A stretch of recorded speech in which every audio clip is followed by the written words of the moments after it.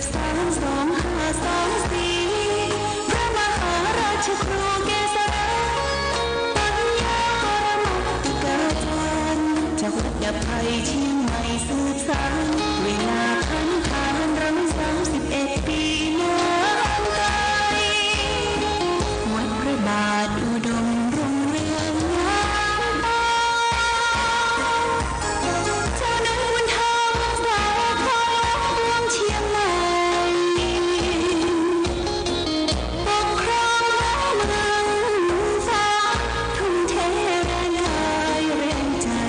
ทุกชาติพันธุ์รวมใจรักษา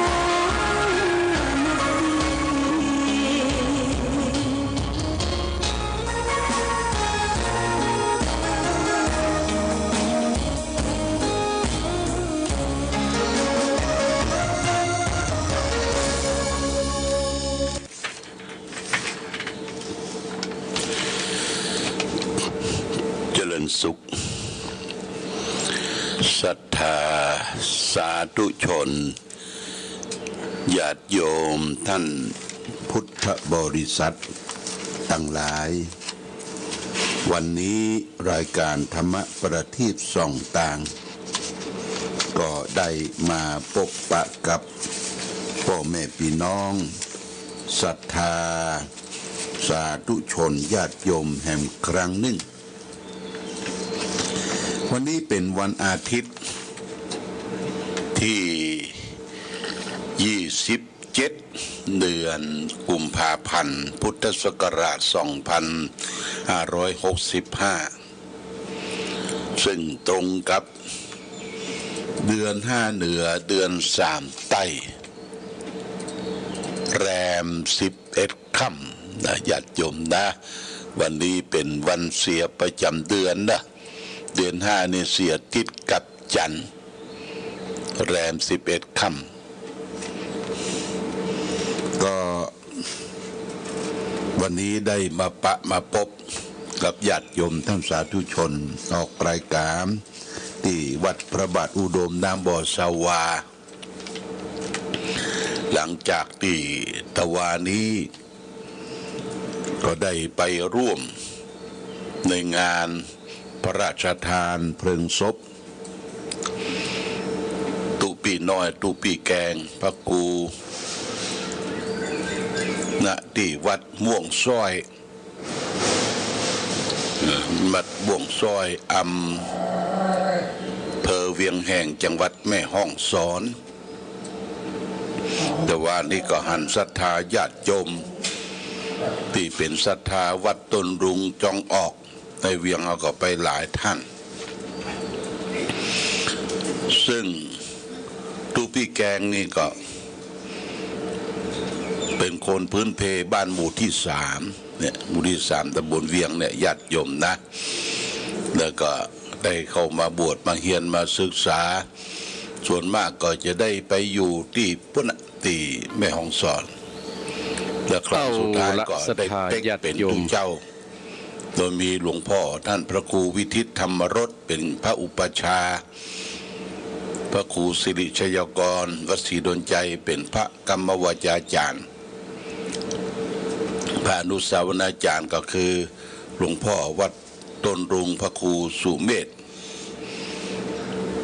ก็ได้บวชมาห้ำเฮียนศึกษาได้ไปพัฒนาที่วัดม่วงซ้อยอายุได้63 ปีพรรษา36ก็ได้พัฒนาวัดแต่งจองการกรุงรุ่งเรืองก็โดย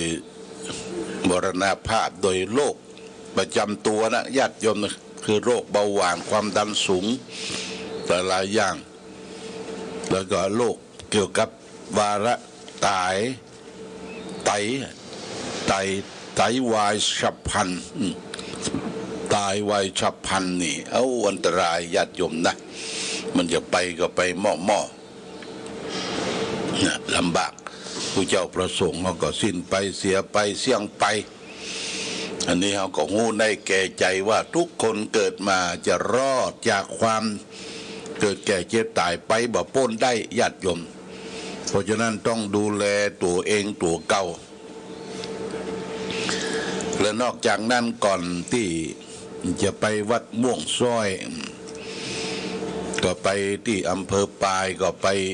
แวะหาตุลุงจันทร์ตุลุงจันทร์นี่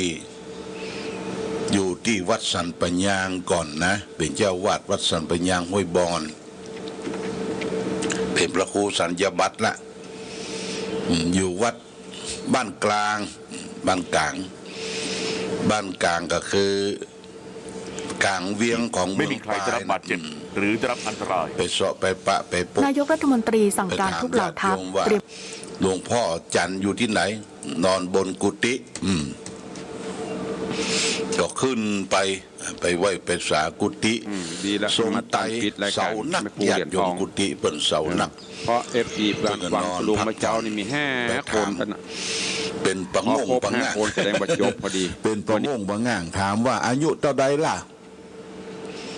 84ว่ะญาติโยมนะ84ตุลุงจันทร์นะ84แต่ก่อนเคยรู้จักมักคุณทำกินทำบุญทำทานไปมาหาสู่กันอู้ไปก็ถามเก้าถามเงาจำได้ว่าจำได้อยู่ที่เปิ้นอายุยืนนะครับเพราะว่าเปิ้นฉันเจนะกินเจญาติโยมนะกินเจเปิ้นว่าบ่ใครจำไปละตายลืมไป2 เตื้อว่ะตายลืมไป2 เตื้อนั่นก็คือพิษกับอาหารคือญาติโยมเปิ้นทำ ส่วนวันพรุ่งนี้จะนำคนไทยเข้าที่พัก เรื่องนี่ ผัก กูเตรียม เจ้า ปิดอันนี้ ผัก ไปแป๊บ คั่วผักเนี่ยใส่ ปิด น้ำมัน จะได้ ห ห มู มดเนอะ อะ ก็เดียวกับปิดคนเดียวเนอะ ใส่น้ำมันหมูก็ ขอ ชัน ความ ไป สุขสวัสดีจงบังเกิดมีกับครูบาอาจารย์ตั้งเจ้าจุดโต เป็น จุ ลม องค์ จัก จุผู้จุคนเนอะ ตายลืมไป ยัต 2 ตา เตื้อ โรธรรมาวัตันติอายุ เปิ้น วัน กิ โน นเจมาต เลี่ยง ลอ อ ด อกจากที่พัก โดยสถานทูตได้ 84ก็แต่ว่ายังนึกยังเจอกันยังปะกันอยู่แข็งแรงคู่ถึงกี่เก่ากี่หลังแต่ก่อนเคยอยู่สันปัญญางห้วยบอนนี่นะแล้วก็ไปอยู่ที่วัดเกตเชียงใหม่เสร็จแล้วก็ไปอยู่วัดบ้านกลางอำเภอเวียงแหงวัดกลางเนี่ยวัดกลางนี่คือกลางเวียงนะญาติโยมนะทางหน้าวัดเปิ่นรอบวัดเปิ่นก็เป็นที่อยู่ของฝรั่งเนี่ยประเดี๋ยวนี้นะเวียงแหงเนี่ยที่อยู่ฝรั่งถึงแม้ว่าโควิด19จะเข้ามาเนี่ยฝรั่งก็ยังไปเอวกันโลบางท่านบางคนก็ปิดปากปิดจมูกบางท่านบางคนก็บ่ปิดปากเขาไปอยู่กันเพราะว่าอากาศที่เวียงแหงนี่เป็นอากาศดีสงบรถบ่พลุกพล่านคนเฮาถ้าอยู่ที่สงบบ่พลุกพล่านเนี่ยก็ทำให้ระบบการหายใจดีนะญาติโยมนะการหายใจดีแล้วก็ท่านพระครูสถาบรพระครูสถาพรพระครูสุวรรณวัฒน์ถาวรสุวรรณวัฒน์ท่านได้กล่าวเจ้าคณะอำเภอฝางด็อกเตอร์วัดต้นรุงก็จัดสถานที่ให้เปิ้นบ่ฮือไปพักที่วัดน่ะคนนักแออัดญาติโยมก็บ่ได้จัดระเบียบเท่าที่ควรที่วัดนะเปิ้นก็จัดที่พักเรียกว่าเฮือนพักแบบรีสอร์ทญาติโยมบ้านโยมเปิ้นจัดสถานที่พักนะก็เปิ้นทำงานเป็นข้าราชการเป็นพยาบาลประจำโรงพยาบาลเวียงแหงเปิ้นว่ามีกิจการงานส่วนตัวก็มีที่พักอยู่12 ห้อง12 ห้อง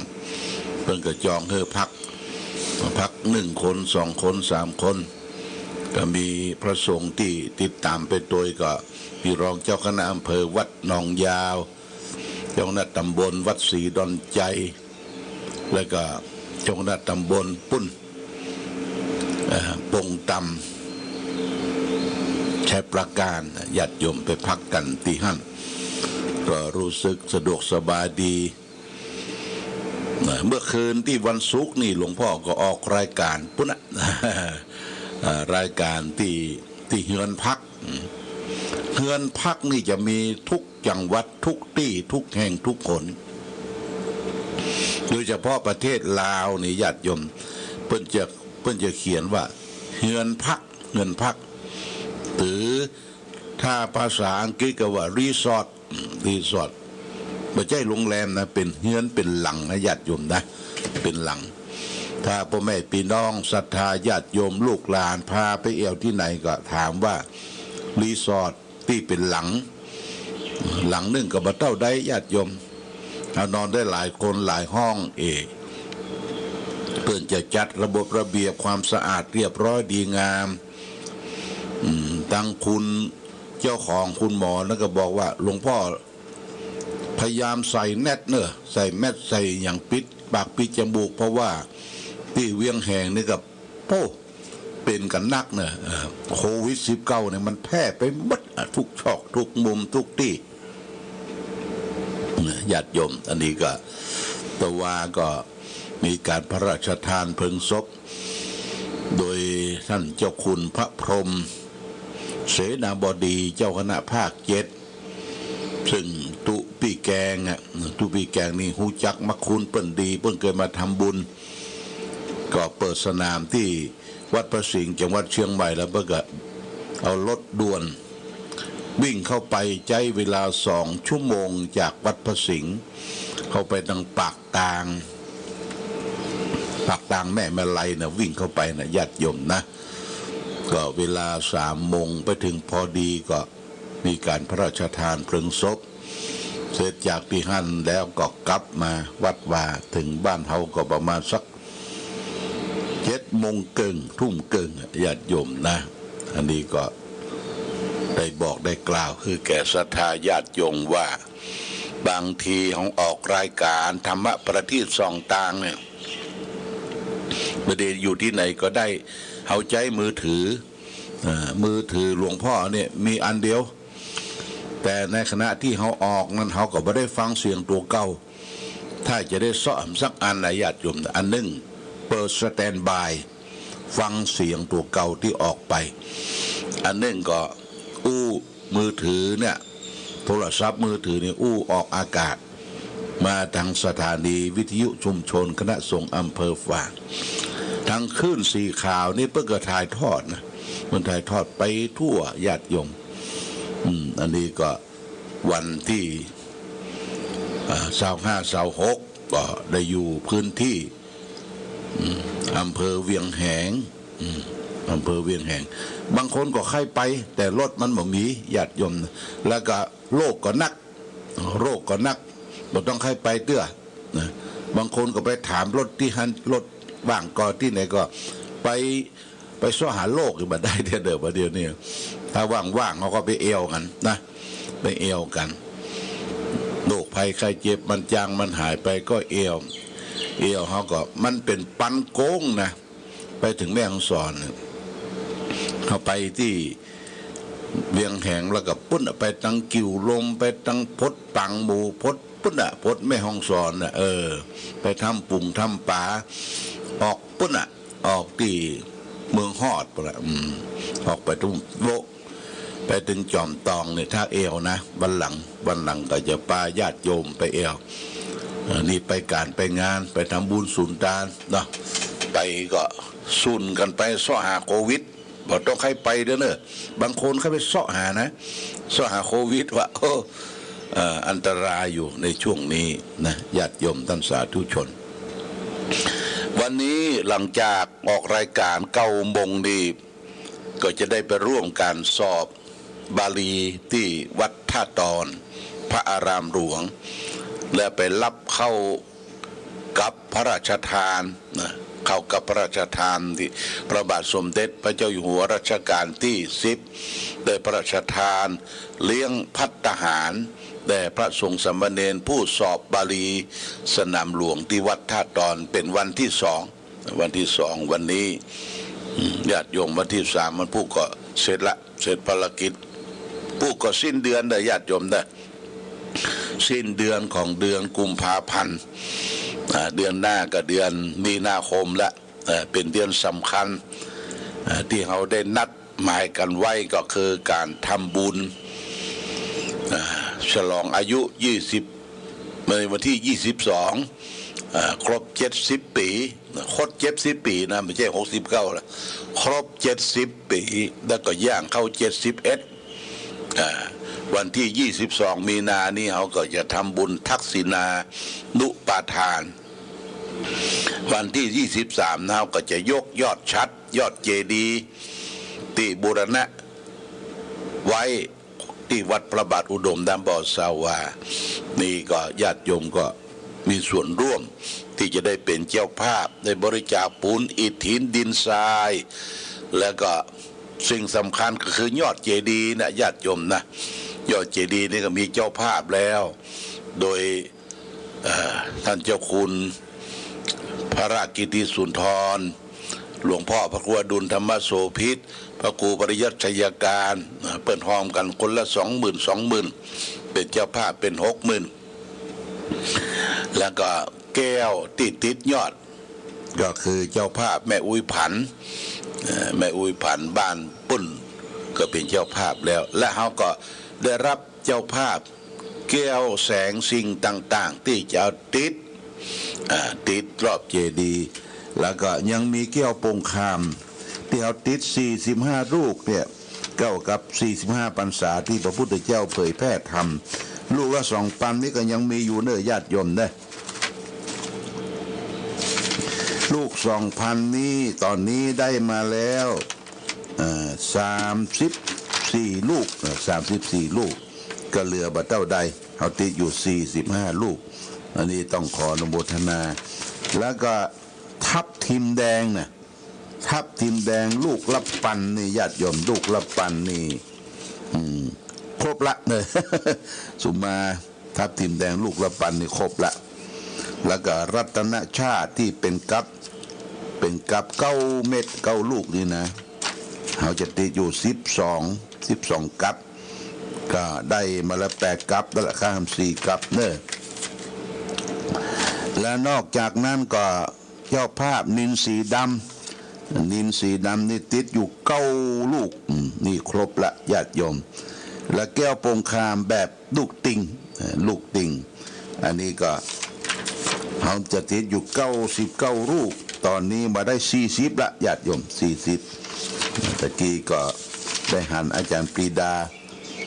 พิญโยภาสเพิ่งก็รับเป็นเจ้าภาพนอกจากนั้นญาติโยมก็ได้บริจาคเป็นการปิดทองปิดหยังบุษราคำสีเหลืองนี่ยังบอกครบเลยนะญาติโยมเขาจะติดอยู่21 เม็ดติดอยู่27 เม็ด93 27 เม็ดลูกละ1,000 บาทเนี่ยบุษราคำสีเหลือง27 เม็ดได้มาอยู่10 เม็ดแต่ตะกี้แม่จงดีเชื้อกันทาบอกว่าจะมีเจ้าภาพก็เหลือหันสัก10 กว่าเม็ดนะ10 กว่าเม็ดอันนี้ถ้าติดแล้วทำแล้วเนี่ยเขาก็จะได้นำมาโชว์ให้ญาติโยมได้มาไหว้มาสามาพอมากอยกันนะจากวัดกูม่านเชียงใหม่เพิ่งกำลังทำอยู่นะติดหมดอะญาติโยมยกเขียวนี่21 ลูกยกเขียวนี่21 ลูกตอนนี้ได้มาอยู่18 ลูกละ18 ลูกก็เหลือมากี่ลูกละยกเขียวญาติโยมนี่ก็ต้องขออนุโมทนาสาธุมาณโอกาสนี้ก็ที่ส่งมานี่ก็ต้องขออนุโมทนาเป็นรายชื่อที่เพิ่มเติมมันผู้คงจะมาอ่านกันครบมีอาจารย์ปรีดาปัญญาวชิโลภาสนางรัตดาชัยวงศ์บ้านสวนซามอำเภอฝางนี่เป็นเจ้าภาพหมอกมุนเมืองลูกดิ่งเนี่ยที่จะติดรอบเจดีย์รอบชัดแต่เป็นจัน1 ลูก500 บาทแล้วก็มีแม่อุ้ยหลาวแม่เท่าหลาวแก้วบุญเรืองพร้อมด้วยลูกหลานบ้านลานใน ถวายแก้วหมอกมุนเมือง1,000 บาท1 ลูกนะแล้วก็พระธาตุร่วมสร้างพระธาตุวัดพระบาทอุดมเท่านี้นะแล้วก็แม่เท่าหลาวแก้วบุญเรืองพร้อมด้วยลูกหลานบ้านลานในก็ถวายค่าน้ำค่าไฟวัดพระเจ้าใหญ่เนี่ยเปิ้นบ่งชัดว่าวัดพระเจ้าใหญ่โป่งน้ำร้อน300 บาทอันนี้ก็ต้องขออนุโมทนาสำหรับวัดพระเจ้าใหญ่นี้เจ้าคณะตำบลพระครูสถาพรธรรมพิสิทธิ์เลขาตำบลเพื่อจะไปเปิดบัญชีแห่งใหม่เนี่ยญาติโยมนะเปิดบัญชีแห่งใหม่เพื่อจะรับบริจาคเพราะว่าเจ้าภาพประจำนะมันบะหมี่เป็นเจ้าภาพทั่วๆไปอย่างคุณกนกพิชัยนาเพิ่งกับปรารถนาไว้ว่าเปิดดวงจ๋าแสงสว่างเกิดขึ้นว่าเดือนหนึ่งขอให้ได้ตานั้นแสงสว่างเนี่ยตาเขาก็จะได้สว่างจิตใจก็ได้สว่างคิดอย่างโลดปงใจคิดอย่างบะบะก้านบะยากบะลำบากเนี่ยญาติโยมตาแสงไฟฟ้านี่ต้องขออนุโมทนากับทุกท่านวันนี้รายชื่อและนามก็อ่านเดี๋ยวอีกก่อนวันผู้ก็จะได้นำมาเพิ่มเติมตัดเพิ่มเติมให้แก่ศรัทธาญาติโยมวันนี้ทางสุขใจเอาธรรมะมาฝากคือแก่ญาติโยมเอาเรื่องของตัดไฟแต่หัวลมหรือบ้านเฮาก็เรียกว่าตัดไฟแต่ต้นลมมันเป็นจะได้เฮาก็ลองฟังเพิ่นก็บอกว่าในหน้าฮ้อนเนี่ยมักจะเกิดไฟป่านะญาติโยมนะหรือคนเฮาก็เผลอที่จะอาจจะออกไปไฟไม่บ้านไม่จองเมื่อเกิดไฟขึ้นแล้วก็มีลมนะมีลมพายุพัดกระหน่ำเข้ามาแหม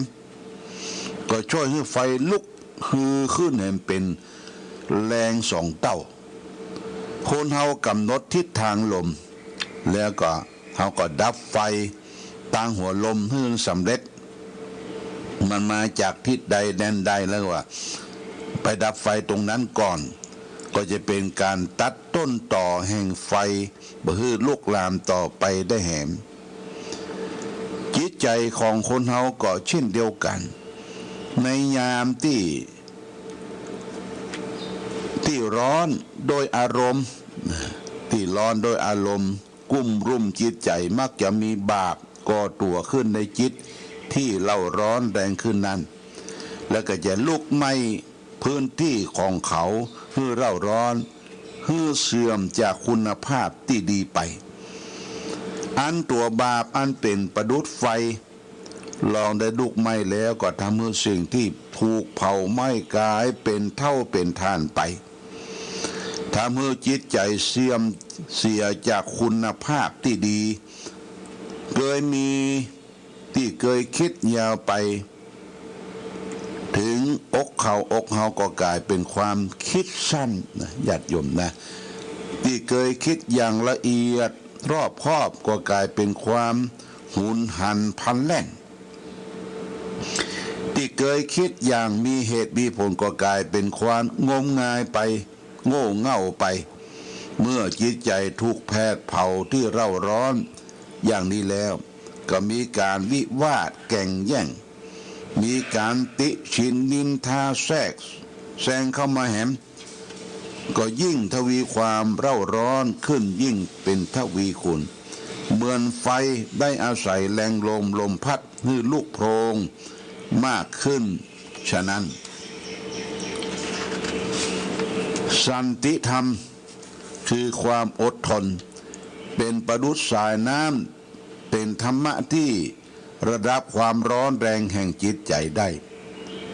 อดไว้บ่ทำการตามอารมณ์ทนไว้บ่ฮื้อวิวาทตอบเพลิงแห่งบาปและความวิวาทแก่งแย่งนั้นก็จะลีลงไปโดยดำดับจนหมดเชื้อไม้หมดไฟร้อนในที่สุดฉะนั้นญาติโยมบุคคลผู้ประสงค์จะป้องกันบ่ให้ไฟร้อนในหน้าร้อนถึงปลูกฝังคุณธรรมคือความอดทนเป็นพื้นใจซึ่งเท่ากับเป็นการตัดไฟแต่ตัวลม ดังที่กล่าวมาแล้วนั่นเหมือนกัน เกวระนังปิปาปกังพันติมูรังนิกันทติครหากหาทินังมูลังขันติขันติโกขันติย่อมตัดรากเหง้าแห่งความบาปทั้งมวลผู้มีขันติธรรมชื่อว่าดูดรากแห่งความขุดรากแห่งความวิวาทและคำติเตียนลงเสียได้นี่เป็นพุทธภาษิตขององค์สมเด็จพระสัมมาสัมพุทธเจ้าเปิ้นสรุปว่าขันติคือความอดทนเนี่ยญาติโยมนะอดทนทนต่อกรากกรำทนต่อความลำบากและธงชาติและเพลงชาติไทยเป็นสัญลักษณ์ของความเป็นไทยเราจงร่วมใจยืนตรงเคารพธงชาติด้วยความภาคภูมิใจในเอกราชและความเสียสละของบรรพบุรุษไทยเป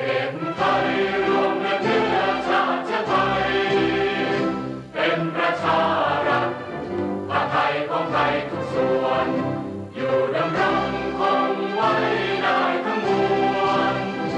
ด้วยไทยล้วนหมายรักษาพันยินไทยนิรักสงบแต่ถึงรบไม่กล้าเอกราชจะไม่ให้ใครคุมขีสละเลือดทุกอย่างเป็นชาติทะเลถ้าเลือกประเทศชาติไทยก็ไม่มี